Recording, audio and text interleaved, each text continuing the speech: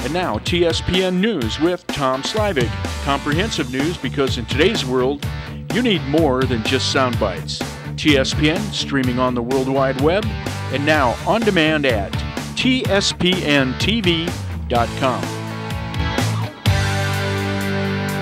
Hi everyone, Tom Slavik, and welcome to TSPN's News for Today, News in Depth. I'm with Supervisor Richard Forster. We're going to be talking about tomorrow's agenda at the Board of Supervisors meeting, and Richard's going to give us a head up, a little look at what the board is going to be talking about.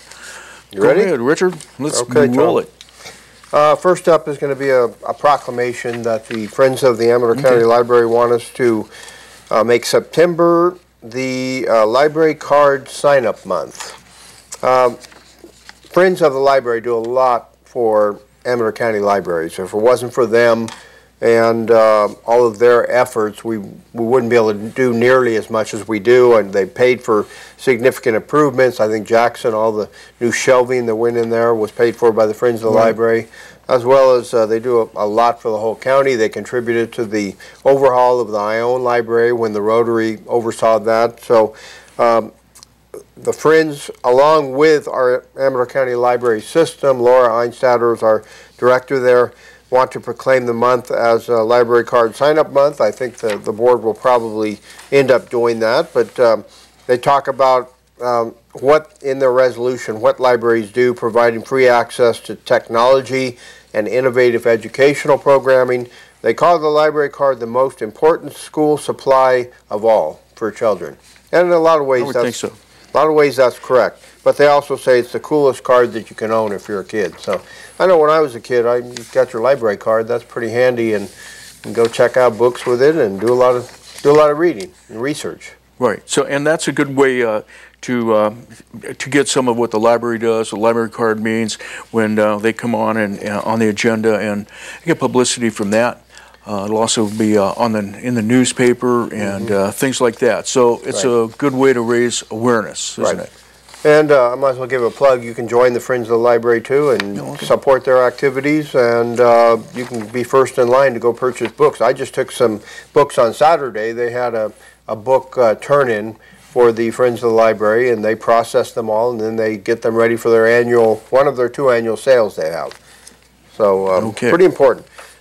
Next up, we have a fee waiver request, and normally the Board of Supervisors is very hesitant looking at fee waiver requests because if you do it for one, our feeling is if you do it for one, you should treat everyone pretty much equally on this. I think this is a special case that we might look at a little bit differently. This is Geneva Tremaine who's making the request for a waiver of some or all of the fees associated with a conversion of her home for hardship purposes. And if you read what's in our packet, it's definitely a hardship purpose.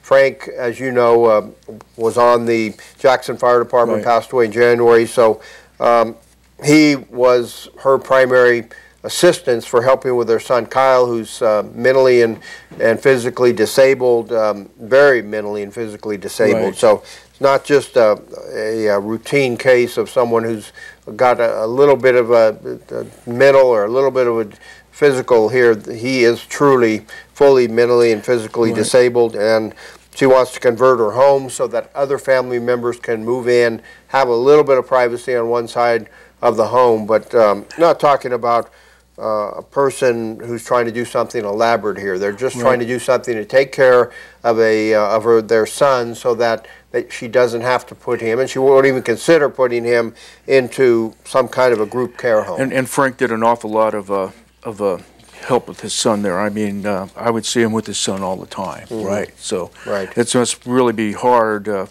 you know, for the son or for Geneva. Well, and if you can imagine, she said in her testimonial here that her son gets up 3 to 6 times every night. So 3 to 6 times every night, you pretty much have to have somebody who's focused on not getting any sleep that night.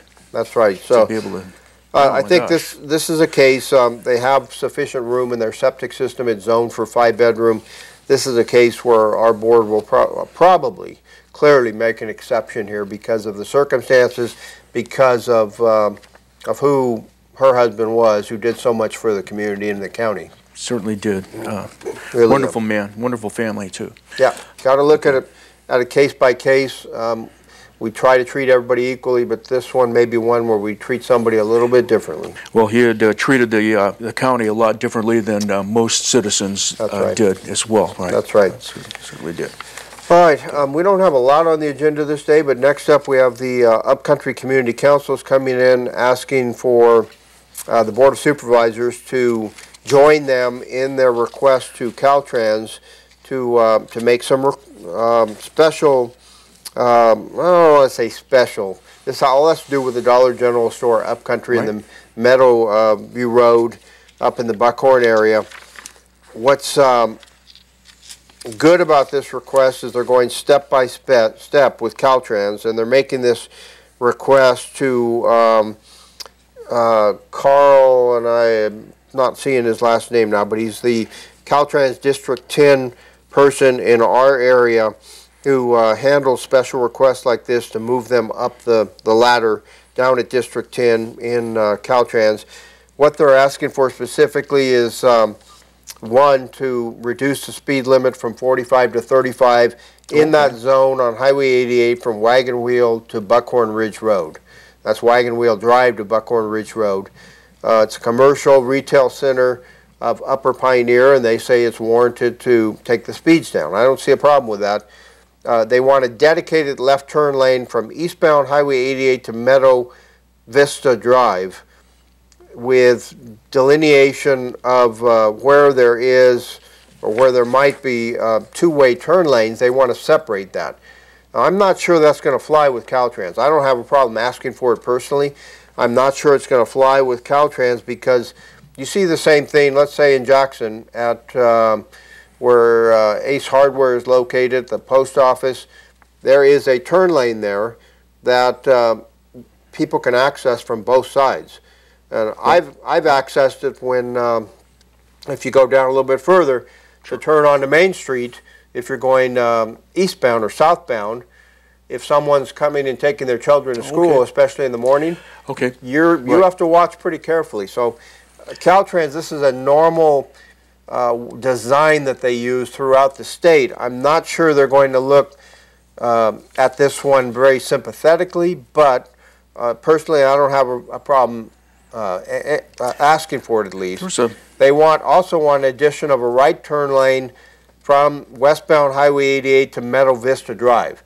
And there may be justification for this. I haven't looked at it in the last week. I have looked at the area, but as people come down the hill, as you try to make that turn onto Meadow Vista Drive, you might have traffic behind you that's going to substantially higher speed limit and might have trouble negotiating that.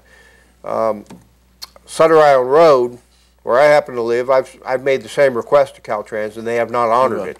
As you're going towards Plymouth on Sutter Island, on Highway 124 and turn on Sutter Island Road, that is right where the speed limit increases from 55 to 65.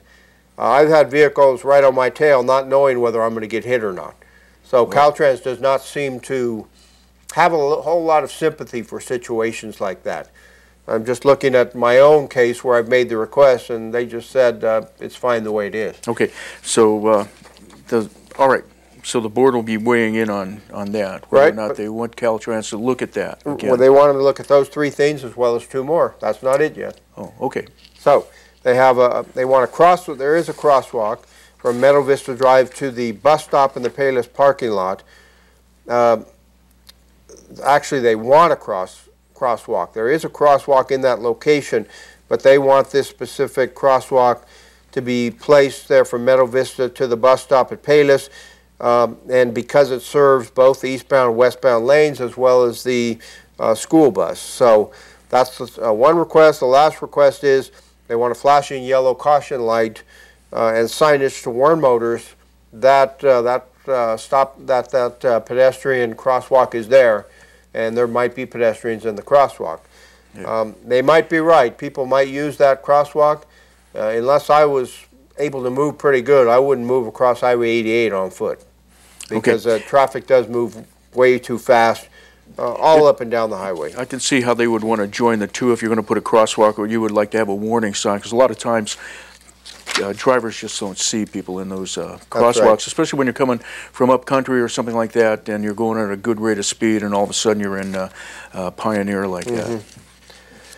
Yeah, and I apologize to the gentleman at Caltrans, but I'm not picking up his name right now. So anyway, these are the requests. They have 5 main requests. They're asking the Board of Supervisors to join with them and ask them to do an investigation of these 5 concerns and see if they can honor any of those requests.